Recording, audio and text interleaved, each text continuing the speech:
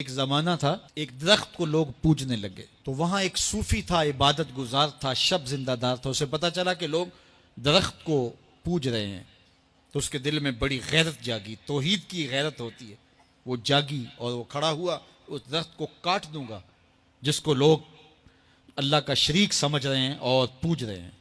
ہاتھ میں کلہاڑا پکڑا اور اس درخت کو کاٹنے کے لیے نکلا۔ راستے کے اندر شیطان کھڑا تھا، اس نے کہا میں تو نہیں جانے دوں گا، اور شیطان نے راستہ روکا، اس نے پٹک کے شیطان کو زمین پہ مارا اور اس کی چھاتی پہ بیٹھ گیا۔ شیطان بہت مکار ہے اور وہ ہر ایک کو ایک طریقے سے نہیں لوٹتا، اس کے بڑے مکر و فریب اور دجل و تلبیسات ہیں۔ اس نے دوسرا طریقہ اختیار کیا، اس نے کہا جناب آپ عبادت گزار ہیں، تہجد گزار ہیں، شب زندہ دار ہیں، آپ درخت کو کاٹیں گے، لوگ آپ کے مخالف ہو جائیں گے، پھر آپ کو ان کے مقابل کھڑا ہونا پڑے گا، اور سویرے شام لڑائی ہی لڑائی، آپ کی عبادتوں کے وقت میں خلل آئے گا۔ تو آپ نے ان کی قبر میں تھوڑا جانا ہے، آپ کی قبر اپنی ہے، ان کی قبر اپنی ہے، آپ چھوڑیے ان کو۔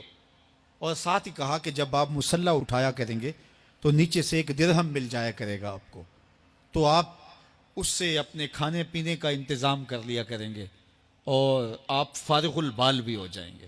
اس طرح باتوں میں لگایا اور وہ زاہد صاحب واپس آ گئے، نماز پڑھی، مصلی اٹھایا، درہم ملا، بڑے خوش ہوئے اور دلیلیں تراشنے لگے۔ واقعی مجھے کیا لگی، تمہیں غیر سے کیا، تم اپنی نبیڑو، تم اپنی قبر میں جانا ہے، جائیں وہ بھاڑ میں، مجھے کیا لگے، مجھے ان کے بارے میں کیا پوچھا جانا ہے۔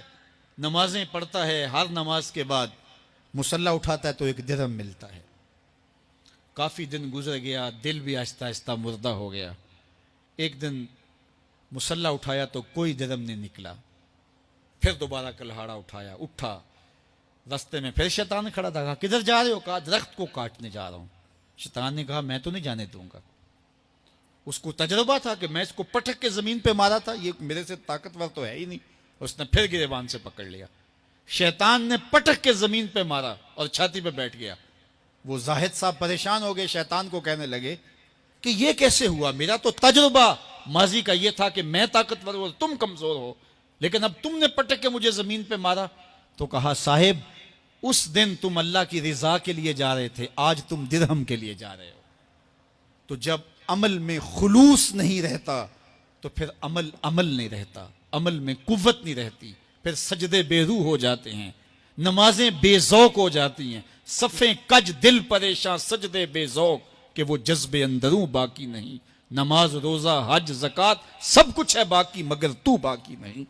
پھر سب کچھ چلتا رہتا ہے لیکن رسم ہوتی ہے، لا یبقى من الاسلام الا اسمہ ولا یبقى من القرآن الا رسمہ۔